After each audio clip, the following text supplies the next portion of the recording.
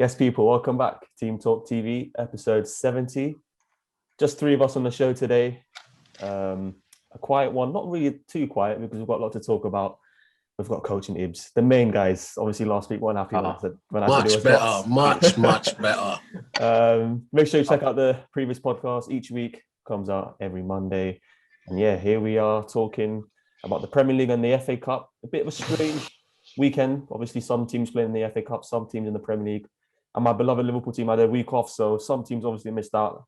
We'll start off straight away where Leicester City have knocked out Manchester United in the FA Cup by winning by 3-1. Kelechi Iheanacho with a brace. Tielemans with a lovely solo goal. Mason Green with the other scorer. Really impressive from Leicester. Manchester United, holes everywhere. Vardy, Iheanacho, fantastic. Just ran the show, as did Tielemans. Coach, I know that you really desperately wanted United to win a trophy, obviously in a comfortable or good or decent position in the Premier League, but they've lost. Problems were mounting. You were talking to me off camera that you saw it coming. Where did it all go wrong for United today? Yeah, I think I got to look at it with two hats on. The first hat is as a coach. Well, no, I'm not going to go as a fan. For me, I'm looking at it like our next game is April 4th, I believe, after the international break. So why are we resting our first team players for FA Cup, where it's do or die? Like there's no replays or anything like that. So I'm not understanding why Solskjaer played. Like I know ideally you want to rest from 3 days, Thursday to Sunday, you want to rest, but you can't rest on an FA Cup tie. Like you can't rest on a cup tie. That's basically a final with enough, and whatnot. So I wasn't happy about that. Obviously the players, I've been speaking about the players. We've got too many squad players. I said it on the other podcast the other time. I listed out all the players that I feel that are first teamers, which was like maybe 5. We all agree that we're first teamers that can possibly take us to the next level. The rest of them are all squad players. So, like I said before, our squad is fine. Our first team needs serious work. That's what it needs. We need about 5 or 6 players that are first teamers that are going to improve our team. Other than that, it's not going to happen. So that's me as a fan. As a coach, I look at it as in, was Ollie trying to make an example, or am I giving him too much credit? Because for me, once again, we've got our next game 3 weeks after this. So why rest Fernandes? Daniel James is in form. Why rest him? Cavani is going to be going to Boca Juniors, wherever he's going in the summer. Why are we resting him if he's fit enough to be on the bench? Why are we resting these guys? Why are we resting McTominay? It's a cup match. He's the one that's in form in the midfield. But is it a thing where Ollie's trying to show that, hey, you know what? I need some of these players out. So I'm going to put them in a pressure situation where it's a quarterfinal. They think that they're first teamers. Let me put them in there. Everybody's screaming Van der Beek. Everyone's screaming Martial and whatnot. Let me put them in there and see how they do under a pressure situation. And they failed. So normally I'd be on a rant and say this and that. The players are useless. Ollie this, Ollie that. But I have to literally sit back and say, you know what? This performance is not a surprise. That's why when people say we beat Man City and, oh, why don't you seem so happy? Because I know we can go and lose to Leicester like this. Like just it's chalk and cheese. So for me, like I said, one hat, I'm blaming Ollie and the players. No one deserves credit or can hold their head high. People were blaming Fred today. The one thing about Fred, people don't understand. Yes, he is a squad player in my eyes. He's not a first teamer, but Fred never hides. That's one thing I have to say about Fred. Fred can make 4 mistakes in the game and he will still want the ball. He won't hide. And I like players like that. If you've got that attitude and you make a mistake and you don't hide, I like players like that. Does he have the quality to be in our first team? I don't think so because he's a squad player. But all in all, not just Fred, everybody from back to front was awful. The attitude was awful. They didn't play once again with Ollie Solskjaer. I said it already. Is he going to be Man United's Pochettino? Where he gets us to a point, but he can't get us there. He can't get us over the hump, and stuff like that. So he's starting to have that narrative about him. That's 4 semi-finals and a quarter-final right now. And all the pressure's now in Europa, and Europa is supposed to be if you get there, you get there. But now he needs to get there. Like Ollie's under pressure. This whole finishing second, I don't think it's not gonna run with United fans. Like the whole finishing second and no trophy. He needs a trophy. But as I said to my point in previous podcasts as well, Obviously, with Ollie, if he doesn't get a trophy, he has to have a great summer. I think he's more likely to win a trophy than have a great summer. So he's in trouble right now, because if he doesn't win that trophy, I don't think he's going to have a great summer for us to come out and say we're ready for the title and we've got great signings and that and whatnot. So for me, like I said before, hold off on the contract as well. That new contract we spoke about before, hold off on the contract, because these are the reasons why I say hold off. Because in pressure situations, he hasn't got us through again. He hasn't got us through. Whatever it is, we want to blame coaches, players, whatever it is, he hasn't got us over the hump. So we cannot be giving him a new contract. Just hold the contract there until the end of the summer. But I'm not as angry as people maybe thought I was going to be, because I know this United squad. I know how they are. They're just chalk and cheese. 1 minute they're up, they're down. There's no consistency of this squad. But my bottom line is the squad is fine. Nobody needs to worry about Man United's squad. What we do need to worry about is Man United's first team, which is not good enough right now. The first team is not good enough. And today showed that the first team is not good enough. So. Okay. To be fair, throughout the last few weeks, Coach, I can see where you're coming from. I know that we spoke about the new deal last week, I think it was, or the week before. Then we were also talking about United squad and assessing who's actually good enough or not. I do hear what you're saying there. I think Fred is a prime example, like you just mentioned. I know you were saying he doesn't like to hide away from the fact, but he was just all over the place today. And certainly someone who's good enough to be a third or fourth choice midfielder. But in terms of moving forward, I could definitely understand what you're saying. I think personally that they will give Solskjaer a new contract because he's going to finish in the Champions League again. Now, I know we've spoken about you don't want, you rather want to win trophies and you're not bothered about finishing second or whatever. Okay, that's another thing that we could put aside. I feel like because of the money, because of the income coming in, because you're also playing the Champions League football again, I think they'll give him another opportunity to obviously sign his players and go forward. And I think that's probably understandable. And in modern day football, maybe people want to accept that, but I think that probably will happen or probably should happen. Secondly, these performances where he's fallen at the last hurdle in the semi-finals and the quarterfinals and the pressure where he lost to Leipzig, that's not changed. And I think you can see that, Coach, and I think a lot of United fans can't see that. And that's not good enough. Just simply not good enough. Today, Leicester were fantastic. They were brilliant. They had no Maddison, they had no Justin, no Pereira, and they were fantastic. Really Shahab, good. that's my thing. Sorry to cut you. That's my thing. Leicester didn't have all their players. So rightly, a club of Man United stature should have the squad that's able enough to rotate players to play who didn't play all week, to play in this Sunday and know that they're ready for this cup tie. And we still don't have the right attitude. Do I blame the coach? Do I blame the players? I've got to blame both at the end of the day, because there's a trend going on with Ollie right now that he can't get us over the final hurdle, whether it's Champions League, FA Cup, Europa. And also with these players, some of them have been there for years and they're still showing that they can't show consistency. So it's both sides. It's the players and the manager that's got to take responsibility. Yeah, definitely. It's an interesting game, obviously, but I thought Leicester were really good. I think Iheanacho, he's flying right now with the form. He's had a hat-trick last week, 2 goals today. How impressed were you by Leicester? And, is there anything you want to add on United? I thought Leicester were really well today, even when United brought it back to 1-1. I thought Leicester didn't change their tactics. They stuck to what they did, that whether it's a back 5 or back 3. It was a good formation. Soinchu had a brilliant game as well at the back. I thought he was really solid and made some really good tackles. I think Leicester just punished United at the right times. Even with Tielemans' goal, good 1-2, with Iheanacho, and then just got through. I was impressed with him. I think he took his time to get where he's at now. I think they mentioned he's played like over 100 and something games, and a lot of those have been subs. But now he's starting to come into his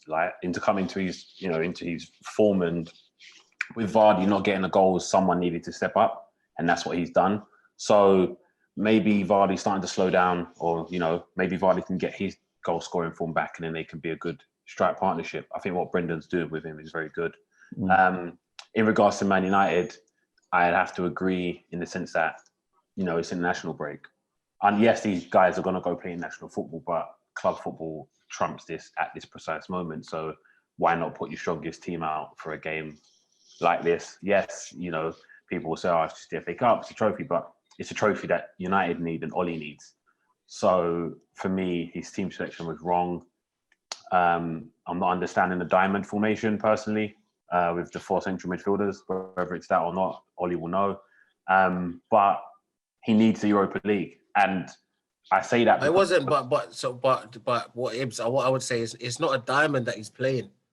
Okay, then I don't know. He's playing. Pogba's playing on the left wing. Okay, or then if Pogba's coming from the left, I was like, okay, fine. That's not his position. So the fact that he's doing that and going to Leicester with 2 protected midfielders in Matic and Fred speaks volumes for me personally. You know, you just play one of them, because for me, Leicester are going to give you the ball. Evidently, when they have it, they'll try and keep it or play on the counter. But you're going to have possession of the ball, so why not go with one? And why play Pogba out wide? Why not start Daniel James? I think for him, it's an opportunity for Ollie to get a trophy. And yes, people may go, oh, but it's the FA Cup, but United ain't won a trophy for a good few seasons. Nah, but you can't have that attitude.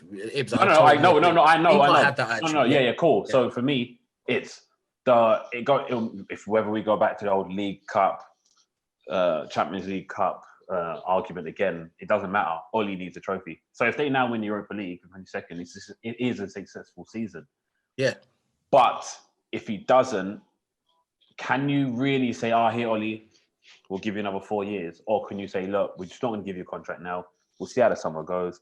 If by Jan, things are kicking on, we'll have to revisit this, big man. Because for me, it's about progress. And although United are second, yes, again, going out to Leicester, not making the Champions League knockout stages, they've done well to get through against Milan, but, you know, they really need to push on and win the Europa League. But that's just, you know, that's an observed, from my opinion, really. Observation, sorry, from me. Yeah, fair enough. I know we can go all day with what is deemed as a success, top 4 or trophy, and we'll continue to talk about it throughout now until the end of the season, but it's moving out of time. So we're going to move on.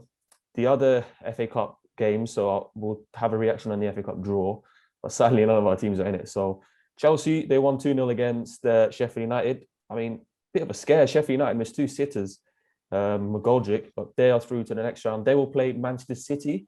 So an interesting game in that one. And then Leicester against Southampton. Southampton beat Bournemouth 3-0 away from home. You saying that draw was done at half time, correct? Yeah, it was. When it was 1-1. So this is what I'm saying about United's attitude. You know you got Southampton in the semi-final. You've got the easier draw out of the 2 in the semi-final. Even that didn't propel the players to have a better attitude in the second half. And that just sums it up. That sums it up.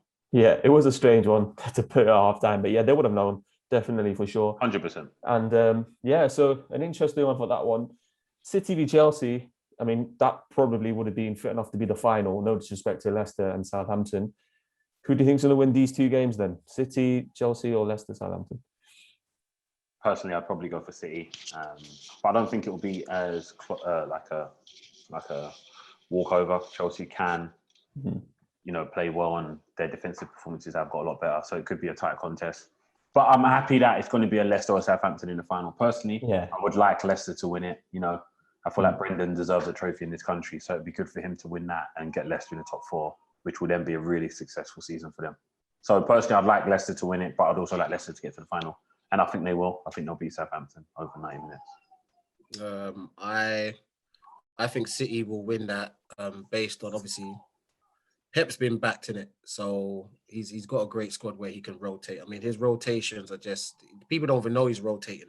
Like the players that come in and out and stuff like that, you don't even know. So, and plus with Chelsea still being in the Champions League as well, they're still in Europe. They can't really rest all their best players as well.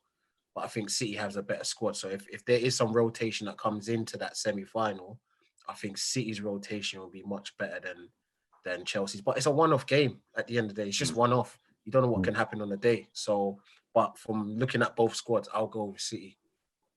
Yeah, and in the other semi-final, I'll go with Southampton. Yeah? Yeah, I'll go with Southampton because I think once again, Brendan Rodgers is one of those managers as well sometimes where is you'll beat United, but you lose to Southampton. Because I think Southampton do play, you know, they are quite open, they like to press and they play the high line, and they've ultimately been pretty much really poor doing that, but most people expect Leicester to go through, correct? Yeah. And that's when I think Leicester drop. That's just me personally. I think when they're the favourites to do something, or it's time for them to kick on, they can't do it. Whereas today, everybody, you're not the favourites. United are the favourites, so you're the underdogs and you perform much better. So I'm going for Southampton in that one. I'm going for the shock. Fair enough. Well, we'll see whether you're right, coach, because we're going to bring it back up and see if you're correct. Yeah, I think Southampton have a good chance if Danny Ings comes back just for the goals. So be interesting to see. Right, we'll move on to the next game, and what a game it was. I didn't think we'll be talking too long about it, but it looks like we will have to because it was a game of two halves. It ended West Ham United 3, Arsenal 3. Goals from Jesse Lingard again against Arsenal. Who scored now? Bowen, Antonio, and Lacazette twice. I'm not giving that one as an own goal, and obviously an own goal from Craig It's Dawson. labelled as an own goal, no? Somehow, Yeah, I don't know why. Own goal. A game of three or two halves, sorry. West Ham just came out firing, and we were talking on the group chat, Ibs and Samo as well, this mentality of Arsenal just focusing on one competition, but they fought back 3-3, could have won it in the end as well. You got to talk to me about the emotions of that game. It was a crazy game, but also a very enjoyable one and some top football at times as well. Do you know what? It was weird because I was actually on my PlayStation playing Grand Theft Auto. And I switched on the game and it was 0-0. I thought, let me quickly just end the game. I switched it back on, it's 2-0. I was like, wait, how did this happen? So I've rewinded it and just quickly watched both goals. And it was like 2 goals in 2 minutes. And I thought, okay, this is typical Arsenal. And then the third goal went in and I was just like, okay, this is just a poor performance. And I could see that the players just looked timid. It was just an awful start, if I'm honest. And then when Lacazette does get that goal, whether it's deflection on goal, whatever you want to call it, I could see something coming. And I did actually write in a group with my friends, other friends, I said, comeback's on. A lot laughed, but I thought the way Arsenal were playing at that point, they could get the result. And I felt West Ham just, as soon as they got 3-0, they just sat back. Yeah. You know, they didn't really want to attack anymore. They just got the 3 goals, thought it's over. And if I'm being honest, Arsenal could have gone into halftime 3-2 up. Saka should have probably scored his chance. Emotionally, it's nothing new for an Arsenal fan. So this is not like something surprising. You know, you could go back to when Arsenal were 3-0 down against Bournemouth a couple of years ago and they brought it back. You know, these things are quite common as an Arsenal fan. It's just, I thought the players are really letting Arteta down, if I'm honest. I thought his tactics were wrong at the start to have Aubameyang on the right and Saka on the left. But when it was changed, it worked a bit better. I thought a lot of players weren't good today. Thomas Partey weren't good. Granit Xhaka didn't have his best game, but Martin Odegaard was good. I thought he was really good. He was good. I thought he was controlling the play. He was smart. He slowed it down when he had to, but he picked it up. And for someone who's not the quickest, it looked like he was intelligent with the ball to make himself look fast, if that makes any sort of sense. I thought Lacazette was brilliant, but I didn't think Aubameyang was good at all today. I don't know if it's a hangover from Thursday when he missed quite a few gilt-edged chances, but you know, these things happen. Chambers was good as well. Yeah, I wanted to talk about him. Yeah, actually. I thought I understand why Arteta put him in for the aerial threat, but then, you know, after the first couple of goals, you think, you know, Arsenal want to use their fullbacks. How are we going to get into it? But you could see that he had some great crosses in, and you know, he had a hand in, what was it, 2 goals? So it's a topsy-turvy season. This is nothing new. It was a strange type of game, obviously. It really was. Some good football. I mean, I thought West Ham were really good for 20 minutes. I mean, Arsenal just couldn't cope. But then, as I was saying, when it was 3-1, big chance missed to make it 3-2. But I felt Arsenal were creating so many chances for West Ham, who were really sitting deep. There was still like a lot of spaces in to get in behind. And it was a bit strange from West Ham. And West Ham have had a good season and some really good football. And what a season Jesse Lingard's having, by the way. But a big shout out to Callum Chambers, because I didn't know he was even an Arsenal player. I thought he was like Fulham or Norwich or something. No, he went Fulham on loan, but yeah, he's been at Arsenal for the last couple of seasons. Yeah. Okay, fair enough. Well, I haven't seen him, and then played right back. And I know right back is a problem for Arsenal, especially Bellerin. And he was really good today. And I think he got man of the match by Sky anyway. Yes, he did. Really, it was a strange sort of result, but I thought the football were really good from both sides when it was going well for them.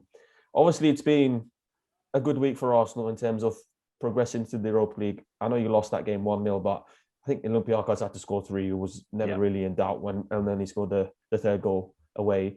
You've got Slavia Prague in the Europa League. We'll come on to the predictions on that later. yeah, how are Arsenal going to be moving forward? Are you confident they can beat Slavia Prague, because they've knocked out Rangers and Leicester? They can play on the British side, and this time it's Arsenal. I mean, I was talking to Lloyd and he was like, "Oh, it's the easiest of the draw," and I thought, okay, but I saw them against Rangers, like the highlights, regardless. But they have a striker, tall black striker, and he scored against Leicester, and they look physical. So I don't think, so I don't think Arsenal can go into it and think, "Oh, yeah, we're through," even if we have the favourable side of the draw. And because the first leg's at home, we really need to punish them and try not to concede, which is like me asking for £1 million.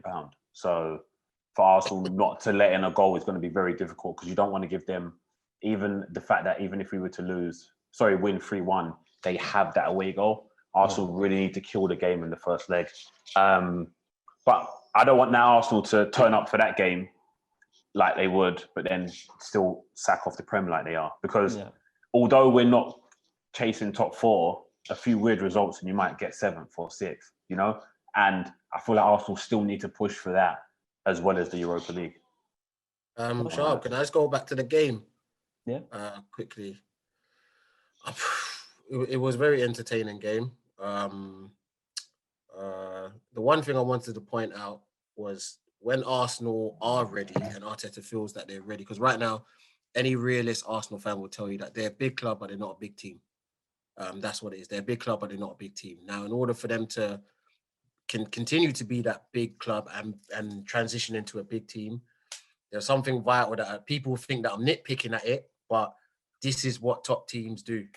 When Lacazette, he got the third goal. Was it the third goal? Yeah. When Lacazette got the third goal, they were celebrating. As in, like, not celebrating together. They were celebrating together, but they were celebrating as if they were winning the match. And what big teams do when you get back to 3-3, you grab that ball and you get back to the halfway line. That's what you do. That's what big teams do. Now, some people might say I'm nitpicking at stuff, but that mentality shift and whatnot is the next stage for Arsenal. That's the next stage in becoming a big team. Because even I was watching it here just as a football fan, and when Lacazette scored, I'm thinking, grab the ball. I think there's like 10 minutes left or whatever it was. Grab the ball and get back to the halfway line. You can make this 4-3. Like, you got the momentum going, but they're all jumping on each other, celebrating, yada, yada, yada, big smiles. I'll get it. You've got back to 3-3, but you want to win the game. That's the mentality you want to have. You've done all that work to get back to just draw. You're still drawing. So I know people might think it's nitpicking, but for me, for Arsenal to shift that mentality at the next stage, they're going to have to be doing little things like that in terms of, yes, we've done a massive comeback, but the mentality shift needs to be there where we need to grab the ball and get back into the middle. If that was United, I would not be happy. I don't care if we're 3-0 down. We put ourselves in that hole in the first place. So I don't know why we're happy to get back to where we started off at 0-0 anyway and whatnot.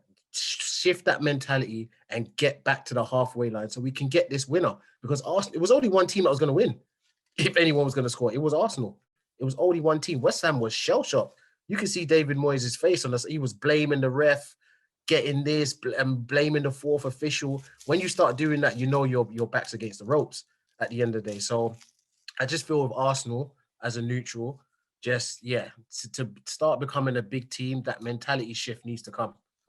Okay, fair enough. I'm going to let people see what they think about that one. From what I've noticed with Arsenal, I've not the first time I've seen that you mentioned, Coach. I remember famously, and Ibs can probably tell me, I think they were playing Bournemouth or something, and Giroud scored and did some next celebration with the Scorpion one. That always stuck with me, and I was just like, what on earth are you doing? But that one was actually in the last minute.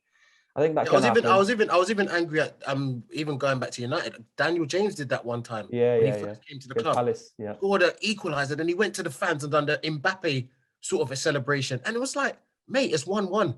Like, you're at United. This is not Swansea. You need to get back to the halfway line, mate. You're celebrating at the Stretford End. It's 1-1. You need to get. That's not the mentality of our club. We need to win this game. And he ended up celebrating by himself. So he just looked stupid. Yeah. Nah, fair enough. Definitely. When you're in transition, that is the sort of thing where you got to take to the next level. And I think because Arteta that's actually been at a club where they've won so many trophies, that can change with the right players and whatever. Fair enough. Arsenal fans and football fans in general, just let me know, is Coach right? Is that something that you can change mentally? Or is he just nitpicking? Who knows? Interact with us on YouTube and Instagram and let me know what you think. Right. We're going to talk about another team in North London, Tottenham. They're currently playing right now as we speak, and they're just going to start the second half. They are winning by 1-0 against Aston Villa away from home. Vinicius Jr. was the one who got the goal. But we're not going to be talking about that unless there's a goal going in whilst we're doing the podcast, because they went out of the Europa League by losing 3-0. It was Orsic who scored a hat-trick. Are they full-time professionals? Yes. Well, their manager went to prison on the Monday and had another assistant manager, and they won 3-0. It's a new low. I mean, it's definitely one of the most embarrassing results for any English club, and even for Tottenham standards, where there's been worse things happening to them. That is up there. I can't get my head around it. When we were doing the prediction show, we didn't even begin to predict Tottenham with Dinamo Zagreb. We were just saying, yeah, they're going through. Little did we know that this was going to happen. Tottenham are out. Let's talk about Tottenham as a whole, and then I'm going to ask the question: where did it all go wrong for there? And have you guys got anything to really say or get your head around what happened? Because Thursday night was just shambolic. You want to go, Ibs? Yeah. Do you know what? I've cited this a few times, and I've said all season that he needs a trophy. That's all he needs, because Tottenham need a trophy. That's all they need. Whether it was a League Cup, Europa League, FA Cup, Prem, whatever. They needed a trophy this season. They can still do that, right? So if they do that and finish 7th or push for 6th, it's a good season for them. Yeah. We're going to have to, regardless of the results, it will still go down as a good season. Because a lot of clubs will not finish with a trophy. A lot of clubs will not finish in the top 7, top 6. And they can say, okay, we've won a trophy, and they can build on that. But I just don't know if Mourinho is the guy to take them forward. And the reason I say that is purely because I feel like the players are not playing for him anymore. So if there's a smaller bunch. What happened against Arsenal was, it just happened. The penalty was a penalty and they lost. But what happened on Thursday was inexcusable. It was suicide, if I'm honest. They shouldn't let Dynamo Zagreb score. I don't know why he even wanted to proceed to play Sissoko and Winks, if I'm honest. Okay. I felt like his tactics were negative, which is obviously not something that's new to people, but it was just a poor performance. And I saw Lloris's interview, and he put a lot of his teammates under the bus, and rightly so. But I feel like that's very much a Tottenham way. It's always been like that. And they get ever so close and they go. Now, this might be premature because they could go beat City in next month in the League Cup final and win a trophy. But if they don't, for me, it's probably one of their worst seasons in the last 6-7 years. It would be a really bad season for them. Because at one point, I believe they were top or near the top. Yeah, they were, yeah. And, and the plunge that they've had is suicide. It's really bad the way they've gone about what they've done. But I'll wait for April 25th or 26th, whenever it is. If they win that, then things change. If they don't, then boy. Before I come on to you, Coach, I wanted to say, I think all three of us can agree, Tottenham need the trophy to get into, just for their fans. Their fans need the trophy. And it's hard for us to really speak on Tottenham like we are in the next 5 minutes because we're not Tottenham supporters. But I remember watching Monday Night Football like a month ago, and they were talking about Tottenham, is the trophy enough? Now, I know for Tottenham supporters, they can only tell us because it's only them that matters about their club. It'll be great for them. They'll have a fantastic time. But I've seen Tottenham actually win the League Cup against champions or leaders. They beat Chelsea 2-1, Jonathan Woodgate, 2008, whenever it was. So that's happened. And I know that's a long time ago now. That's 13 years ago. But this sort of football cannot run because if he wins the League Cup and Mourinho stays, in the long term, it's not worth it, really. I don't think it is worth it. Europa League would have been something to save you. I know they've won that in their history, but we're talking about now. That would have been really good. And they had a real good opportunity to go far in the Europa League. And Mourinho's won the Europa League before with Manchester United. I don't know. I'm really struggling to see whether this League Cup is worth it. But again, I will say it again. I can't really say it that because I'm not a Tottenham fan. But it's just like, I'm struggling to see whether it's worth it. And time will tell on the 25th of April. But that was inexcusable. And for Mourinho, his level of football, his level of what he's achieved as a manager is gone. It's gone. That is the final straw for me. But that's just my opinion as a whole. I would love to get Tottenham fan to see what they actually think. I spoke to my IT director at work, and he's a massive Tottenham fan, and he was saying to me he doesn't feel like the League Cup is worth it because he's seen it before. Well, I know he's only speaking as a well-known adult. Shout out to him, but I don't know. And Tottenham fans will have to tell me: is it worth it? Is the League Cup enough? It's gonna have Who to be knows? though. It's gonna have to be. It's gonna have to be. My personal point of view is Tottenham fans ain't got no leg to stand on at the end of the day. Like, yeah, you had 2008, but we all know the way football is, way life is right now. It's such a quick turnaround. Like, people were questioning City the other day. Like, City, is Pep Guardiola done this, that, and is Liverpool the new? Now people are questioning Klopp. Is Klopp going to take them forward? Just sort of questions, which is ridiculous and whatnot. So if they're questioning Klopp and Pep, we definitely have to question Tottenham as a football club after winning 2008 Carling Cup or whatever it was back, Worthington Cup or whatever it was back then. So for me, Tottenham fans ain't got no leg to stand on. You need this trophy. You need trophy. That's what you brought Jose for. Like, I don't understand with people when they talk about the style of play and what, you know what you're getting with Jose. It's not, he doesn't come and say, yeah, this is what I'm going to do and does the opposite. He comes to win trophies. If you want to win trophies, that's what you want. He comes to, with Mourinho, yeah, people have to understand, he more works in football, not like Pep does in terms of the movement, tactics. He works on the mentality of players. That's how he gets the best out of them, which worked before, because I think before, the players are more like men to me. Now there's a lot of young players coming through that are getting into these first team. Whereas when he first came to Chelsea, you had the guys that had the mentality of men. That's why he always gets, when he went to Inter Milan, he had the mentality of men, though. But for me, with Jose and Spurs, they just have to, like Ib said, they have to win that trophy. They don't have a leg to stand on. They have to win that trophy at the end of it. The style of football is right now is secondary to that cup final. Now, I did say he's on a hot seat if he loses that cup final. Now, if he loses that cup final and you're given that sort of style of play, now fans have a gripe to say, listen, Levy, what's going on here, Levy? You didn't back Pochettino. Even though he wasn't winning trophies, we were enjoying his football. That's what they will say. So now you've given us a manager who you said you're getting in here to win trophies. He's not winning us trophies when he gets there, and the style of play is not great at the end of the day. So for me, you have to really analyze Spurs after the final. After the final, Mourinho's either going to have a year to calm himself down and get the players out he wants, get the players in he wants, because he's won the cup final, or he loses that cup final and he's on the hot seat straight away. Straight away. From the first game of the next season, he is on the hot seat, because once the fans are back in the stadium, don't worry about empty stadiums. Once them Spurs fans are back in that stadium, they will let you know what's going to happen to Mourinho. Because from the first game, if they don't see a style of play that they like, they're not going to wait till another April to see if they get to another cup final and whatnot. So with Spurs, like Ib said, the cup final is their season. That is their season for this season, the cup final. If they win it, Mourinho's fine. He's come in, he's done his job, let him kick on. If he doesn't do it, now you can question him. That's what I feel. I think he should be gone if he doesn't win the final. It's not worth it. Don't give him. Yeah, but go on and find who. Go and find. You had Pochettino. Yeah, I know. You had Pochettino. Yeah, but I think we know this is not the type of football.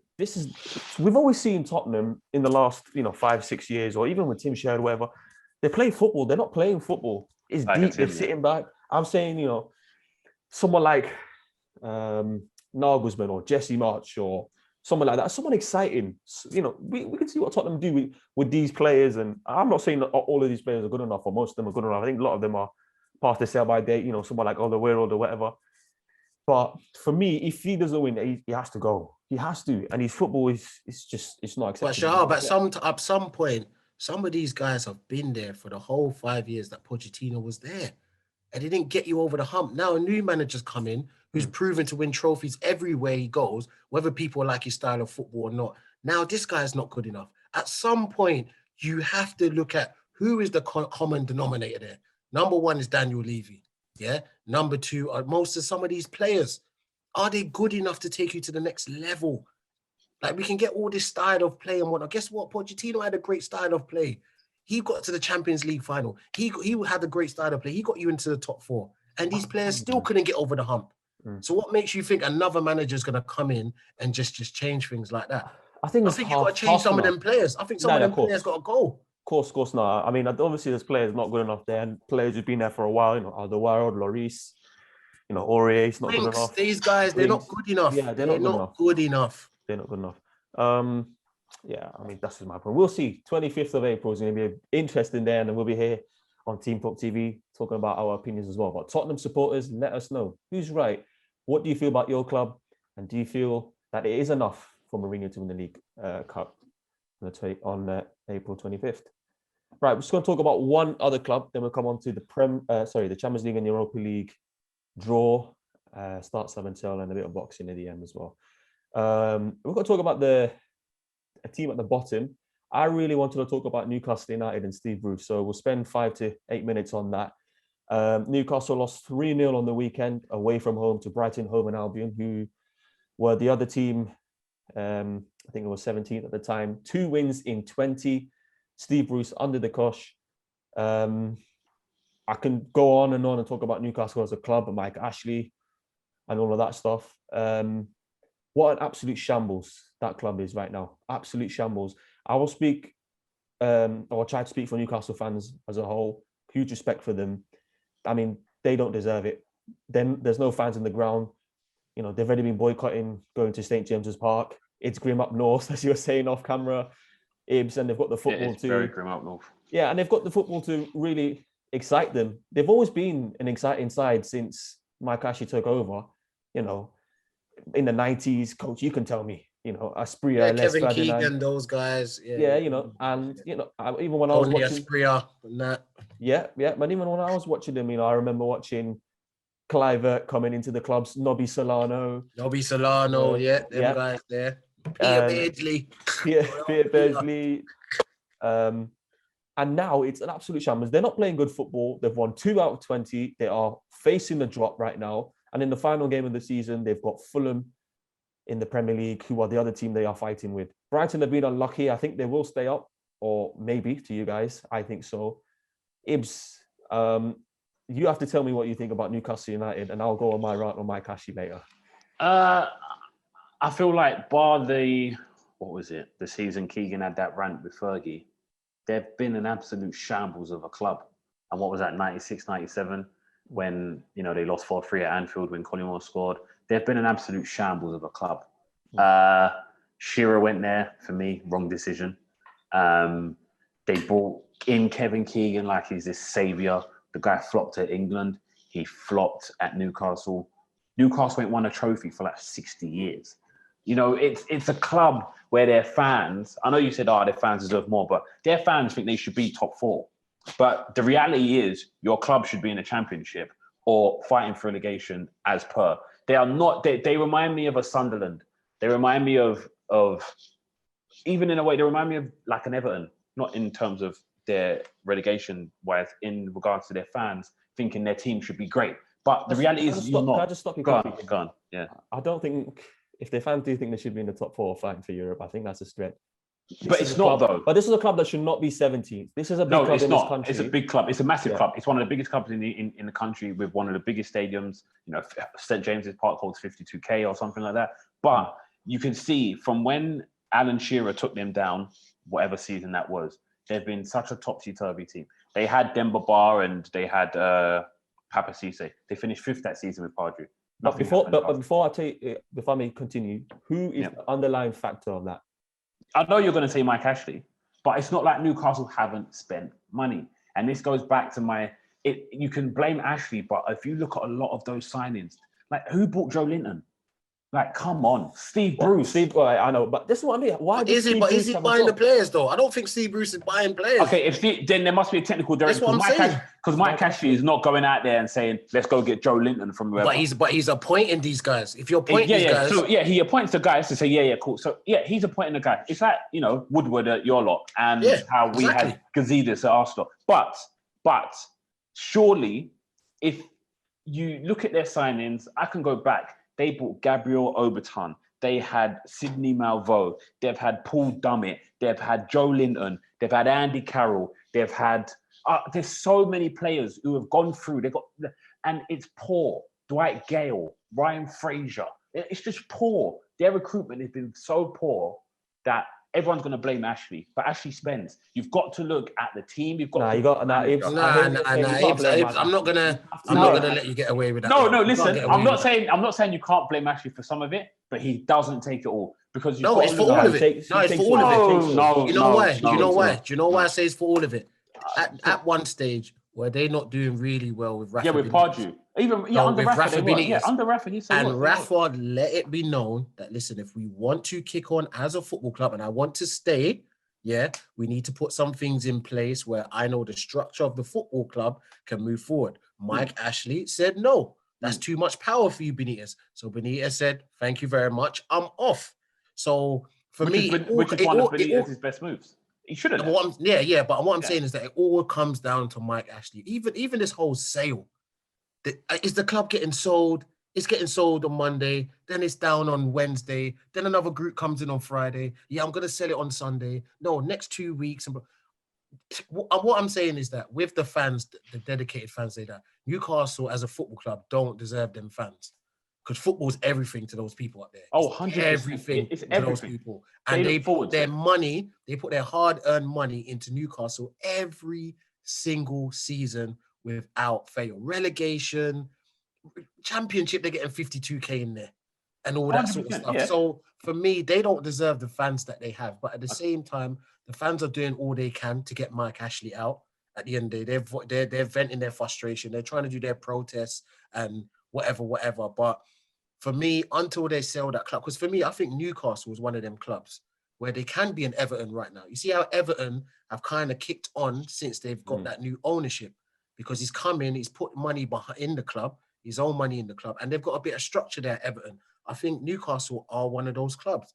If you can get the right owner, the right director of football and whatnot, they can attract players and they can go from being 17th to being a top 10 club and then being a top 6 club. That's how that club can be run. But it comes down from Mike Ashley at the end of the day. The reason why Steve Bruce ain't been sacked, you got to sack Steve Bruce. Who are you going to go and get? Who are you going to go and get? Everyone knows Steve Bruce is not the problem, even though he's not the greatest manager right there. Anyone that plays football, Steve Bruce ain't the problem. We all know it. So that's why, Shahab, what did you say? 2 wins out of 20? Yeah, 2 wins out of 20. That's why he ain't been sacked. But I'll tell you, your coach, you're spot on until the very last 20 seconds, in my opinion. It's Mike Ashley, simple. What he's done to that club, he's destroyed the soul of that club, sadly. And, the Newcastle supporters don't deserve it. I mean, Ibs, I hear what you're saying. Yeah, they don't deserve it. They don't deserve it. Okay. But for me, they've gone around for years, even before Ashley was there, and they had what was his name, Shepherd? Oh, Kevin Keegan. Their club is such a poor club. It's a big club, but they don't win stuff. They don't. Okay. Yeah, and they'll still believe that, we should be where we are, even before Ashley. No.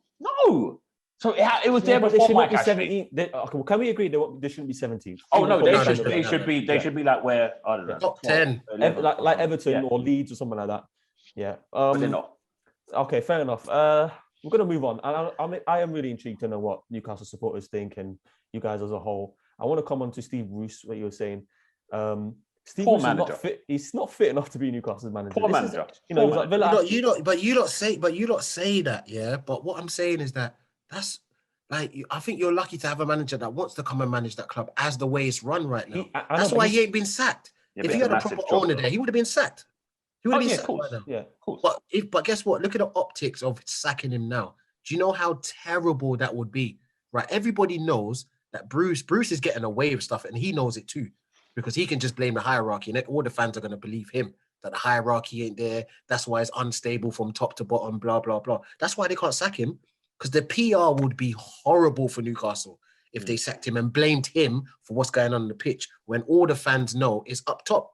They all know it. I'm going to come and end this one off then for Newcastle. I think Steve Bruce is a coward. Sorry, that's a strong word. But the only reason I'm like this, because I've got a really strong affiliation with Rafa Benitez. And I've noticed when he's been at Newcastle, he's always saying, I did this last season and I did the same as Rafa Benitez.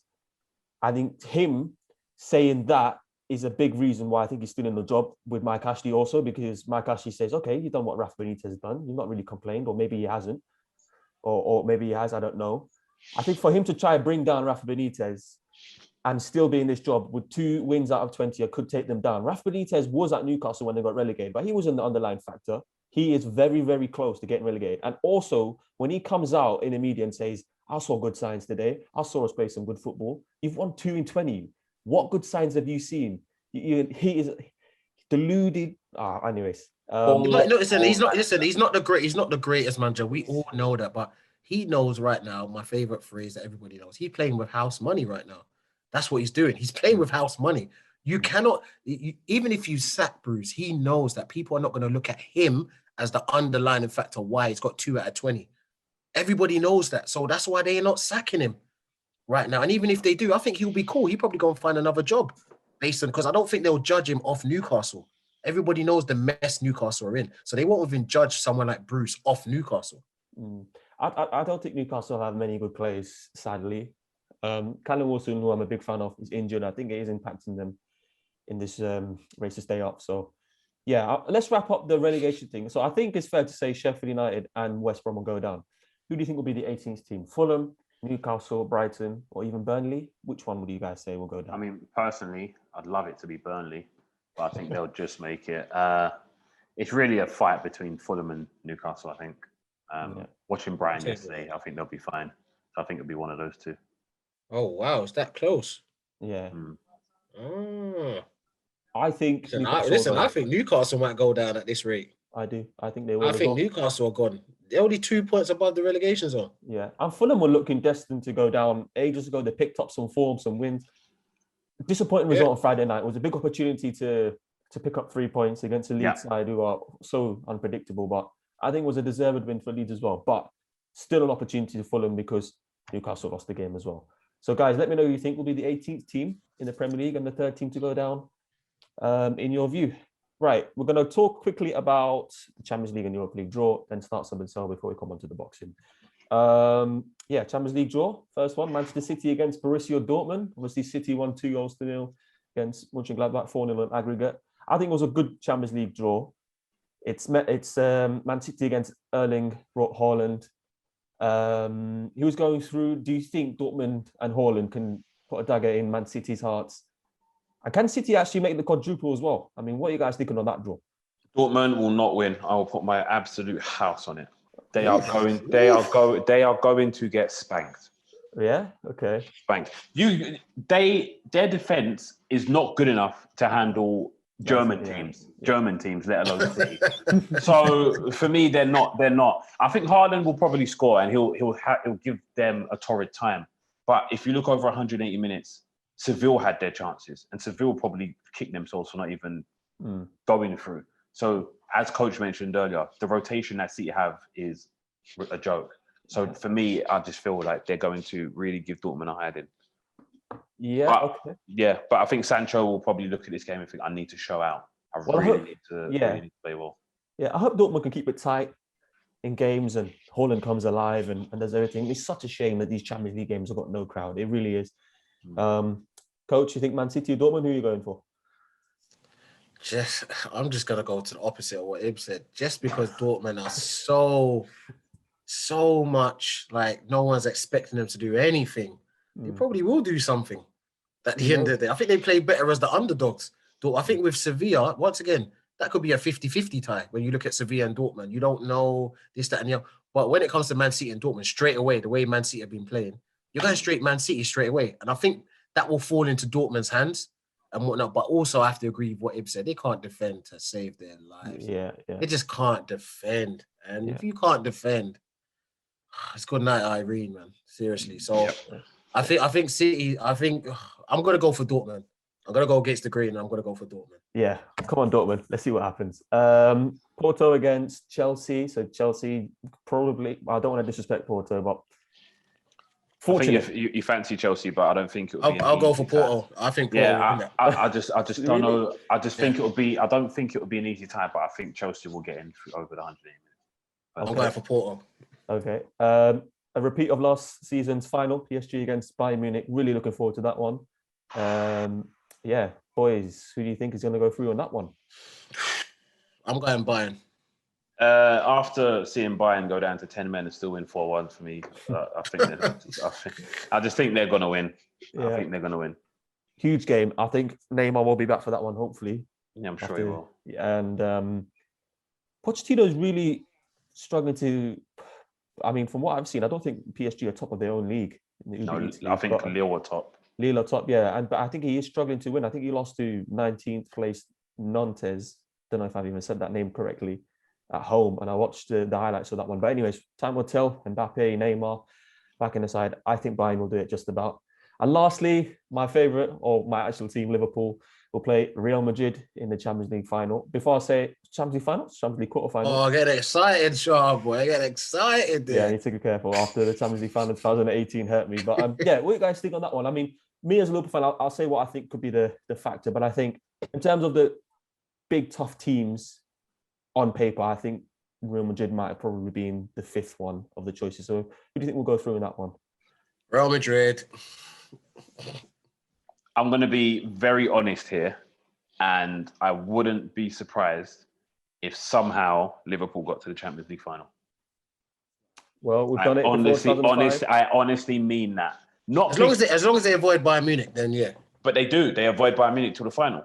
Oh, there you go. Well, they got a chance. But anything can happen. For me, I don't know. Like Real Madrid have got Benzema, who for me is in great form at the moment, and you know they're still pumping out Toni Kroos. They're still playing Modric. You know, but I feel he's just junior as well. Yeah, I just feel like over 180 minutes, Liverpool can beat them, and then. Yeah, semi-final obviously. Well, Liverpool put all the eggs in one basket, and that's which I think Klopp's going to do now. So that's why I fancy them to go through. Yeah, I know Liverpool did win on Monday night against Wolves, but on paper we're not fully out of it. But we've got Arsenal, which is going to be an interesting one. Villa and Leeds next month, and I think that's just the intensity that we play in and whatever. I don't see us winning those 3 games and beating Real Madrid at the same time. So I think we put everything on that one. Benzema has scored 15 goals this season, and he's playing against, obviously, Nat Phillipson, Ozan Kabak, who've played 2 games together, and I've got 2 clean sheets. I know it's only against Leipzig and Wolves, but they've got Fabinho back in the midfield. So I think the midfield battle, Kroos and Casemiro against Fabinho, Thiago Hendo, or Wijnaldum, whether it is, I think that's going to be an interesting battle and it'll be tight. But I genuinely believe, and yes, Vinicius Jr. can also, score some goals if he can, which is what he's lacking. But if Sadio Mane turns up in this game, I think Liverpool go through. He needs to turn up. For whatever reason, he's been absolutely average this season. I didn't think he played bad against Wolves last week, but he had 2 chances and he had a moment in the last minute where you're thinking, what on earth are you doing? That's not the Sadio Mane of the last 4 or 5 years, or even when he was at Southampton. If he turns I think you should sell him personally. Yeah, no, we'll take him. You should sell him. But I think if he turns up, Liverpool could go through. And as I say, inshallah, hopefully Liverpool can do it. Europa League, I'm still talking about the 2 games.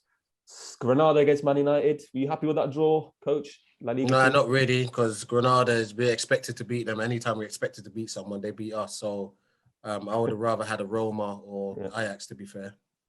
Okay, but you reckon your team will go through still? Yeah, I think they'll go through.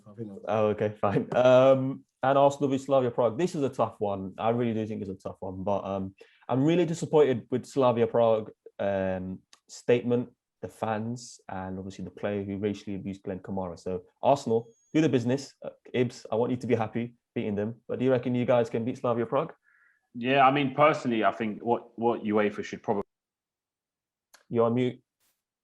Sorry, I think what UEFA should do personally is, because of, we can clearly see that it is a racial thing. What they probably should do is give the team they're playing a bye to the semi-final, which I think would be quite fair. So they should kick Slavia out, and then whoever Slavia playing, give them a bye to the next round. And if that is that, then I'm all for it, if I'm honest. But I think Arsenal will just do it. Just get through. Let's hope so. Yeah, let's hope so. Yeah, okay. I'll just let you guys know that Tottenham are winning 2-0. Harry Kane from the penalty spot. I need to have a look at this penalty that was given. I thought it was harsh, but you guys can have a look later on. But yeah, Tottenham 2-0 up. Good reaction from Thursday, I guess. So that is that. And guys, let me know what you think of the predictions in Europe. Quick start, sub and sell. We've only got 3-4 minutes before we go into boxing. It's centre-backs this time. I'm really interested to see what coach thinks, but you know what? I'm going to stand by my ground. The centre-backs are Cannavaro, Rio Ferdinand, or Virgil van Dijk. Who would he start sub and sell in this one? Who wants to go first, or does anyone want me to go first? You can go first. Wait. Who's the three again? Rio Ferdinand, Van Dijk, and Cannavaro. Three different. All right, I'll go first. Okay, I'm staying by my guns here. I think Rio Ferdinand is top 3 centre backs in the Premier League history, maybe even top 2. But Van Dijk in the last 2 years, the level that he's played, I think I'm going to start him because in terms of longevity, you can obviously pick those two ahead of him because Van Dijk's only played at a top level for 2-3 years. But in terms of playing at their best, just because Van Dijk has only done it for 2-3 years doesn't mean that that's not longevity. It's just whoever's at their peak. That's my reasoning. That's what I want to say. So thank you for that, coach. So I'm gonna go for Van Dijk, Rio Ferdinand, and then Cannavaro. I know Ib's not happy with that one, but he's gonna have to go anyway. You know what? Now, obviously, it's different times as well, so that makes it difficult as well. Even though they were at the best, when you look at all 3 of them at their best, it was different times in football, if that makes sense, and whatnot. What the centre-back needs to be now compared to what it was when Cannavaro was doing his thing, whatnot. But that one's tough. But if I'm starting a team, I think I've got to start with Virgil, as much as I don't want to say it. I think I've got to start with Virgil because he's got everything. He's got everything. If the ball's in the air, he can head the ball. He's good with his feet. He's quick across the ground. He's good in 1v1 situations. I don't see an area of weakness in him. I don't see a area. Whereas Rio, he's not great in the air, which is why he needed Vidic.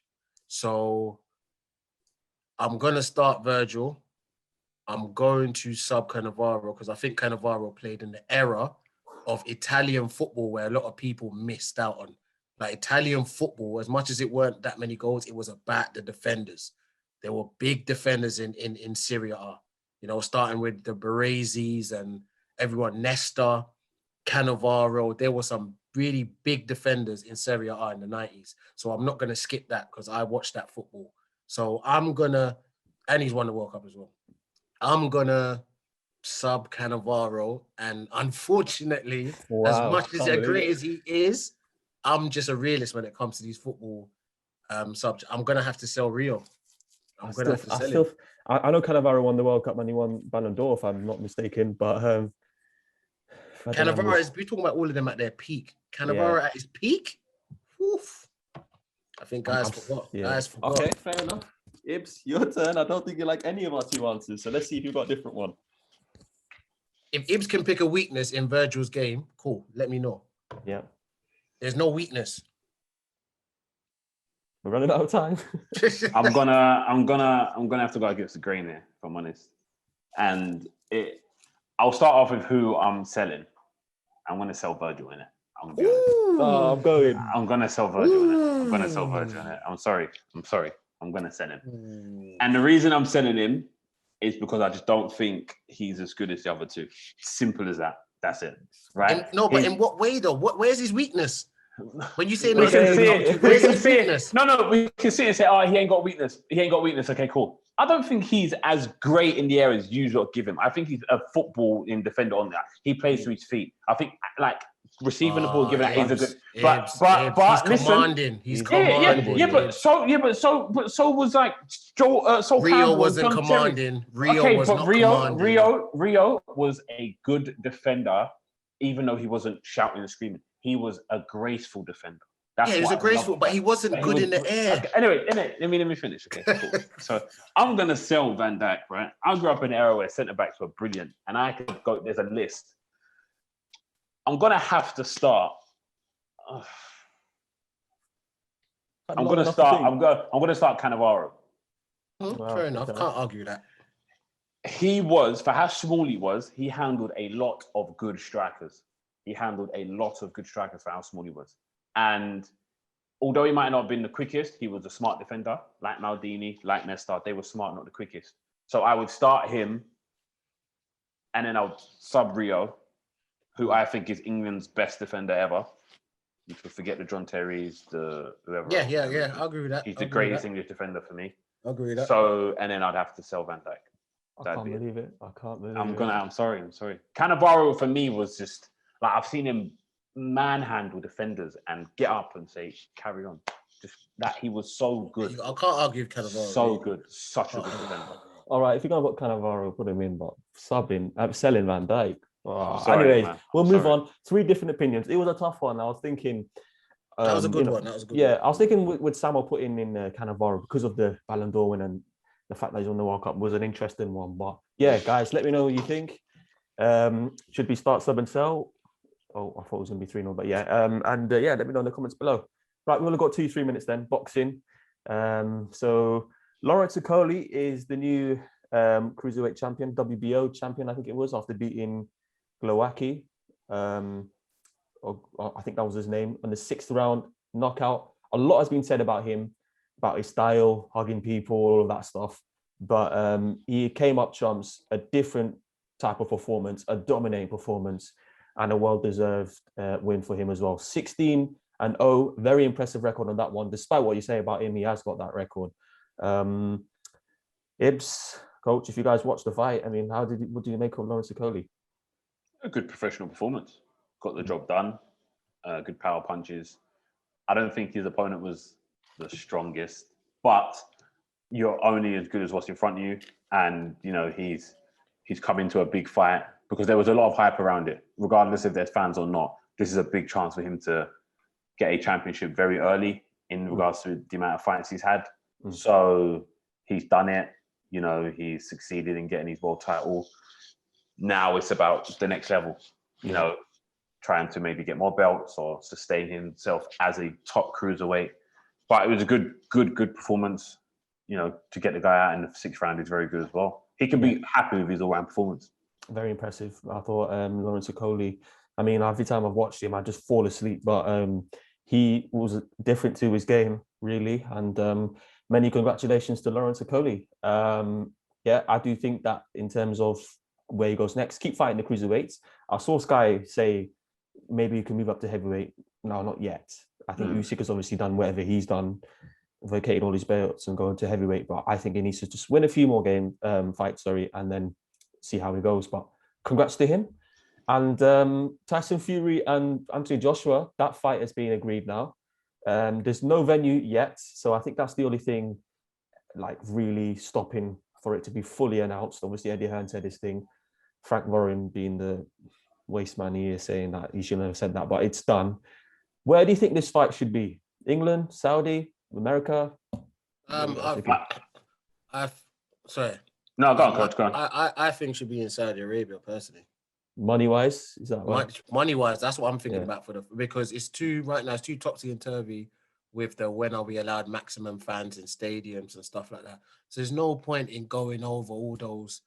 What's Boris going to say for the UK? What's Biden or whatever going to say for the US? You scratch those countries out of there. The country that's going to probably give you the money that the fighters need, the promoters need, that's going to make up for the fans not being there, is Saudi Arabia. At the end of the day, you know, and Saudi Arabia's timing is not crazy for us as well. You know, it's not crazy time. It's not like Vegas and stuff like that. So I think the first, because it's a 2-fight deal at the end of the day. Yeah. You know, it's a 2-fight deal. So go and get your money in Saudi Arabia. After that and whatnot, then decide. Oh, I think the winner can decide where he wants to have the next one. That's what I feel. The winner should decide where they want to have the second bout and just kind of go from there. Sadly, I think because of the situation we are in this pandemic, it's such a shame not to see 90,000 fans at Wembley or wherever it is. And you won't get the money here. You won't get the money in the UK. Yeah, in an empty stadium. Yeah, I think on a normal world, it has to be only one place, Wembley or somewhere in England, or Trafford or whatever. I don't know, but I think Saudi might probably be their best bet. So guys, let me know in the comments below. Lawrence Okoli, Anthony Joshua, Fury.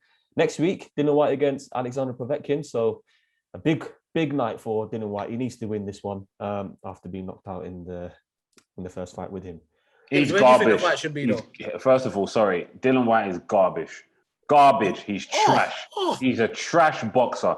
He should Oh, be in the leave him bin. alone. He leave should him be alone. in the bin with Derek Chisora. He is No, Oh, absolute no. He's not That's that bad. No, that's not fair. garbage. no, I can't have that. Please, I can't have guys, that. Ibs, man. That's guys, disrespect, man. guys. That's He was what was it? A contender for over Kickboxer. 1,000 days. No, he was a contender for 1,000 days. Never got Tyson Fury. He got slumped by Povetkin. Yeah. His only fault, Chisora, his best win was against. You know, it's heavyweight Parker. boxing, bro. His But best win. it's I heavyweight get boxing, that, but his best win was against Parker. He beat Brown, who, for me, I'm sorry, my mum can Did he beat. beat Takam? Did he beat Takam?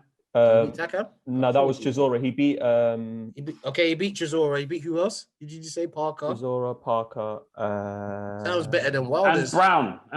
That's it. Brown, yeah. Oh, someone else. I forgot that. He's trash. For me, he's trash. So if you lose next week, I'll be surprised. The next one is, I would like it to be in Saudi, the first one, and then in December, have him at Wembley.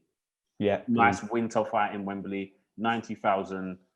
You know, split it down the middle and just go absolutely ham. No, the winner shouldn't have to split nothing down the middle. No, I don't mean the money. I'm just talking about like fans. It'll be Okay, yeah. We'll Have an decide absolute ruckus of a crowd. Yeah, fair enough. Dylan White, get the job done. I'm a big fan of you. That's the podcast today. Plenty of FA Cup talk, Manchester United, Arsenal game, Tottenham, Newcastle. Really interesting discussion. So thanks, boys, for having that. I've been wanted to have it for a while. The European games, the predictions, starts up until an interesting one.